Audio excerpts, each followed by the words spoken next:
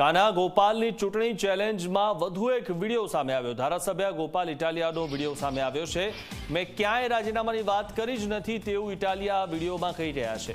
મોરબી મામલે મને ખોટી રીતે વચ્ચે લેવાયો તેવું પણ ગોપાલ ઇટાલિયા કહી રહ્યા છે।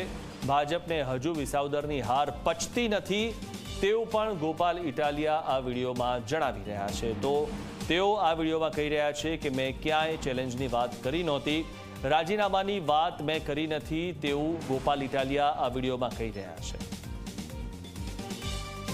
મુદ્દો ભટકાવવા માટે હું મુદ્દો લઈ આવ્યા ભાજપ વાળે કે ગોપાલ ઇટાલિયા રાજીનામું આપશે। મેં ક્યાં કીધું ભાઈ હું આપી દઈશ? ક્યાં મારો એવો શબ્દ છે કોઈએ સાંભળ્યો? ટીવી વાળા એના ભેગું મળેલા છે, એને ખબર છે કે ગોપાલ આવું નથી બોલ્યો તો હું બતાવીશ। તમે બધા જોયું ટીવીમાં?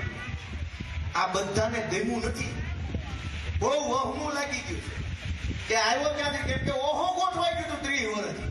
મારા બેટા હજુ આવ્યા નથી ત્યાં કે નીકળો।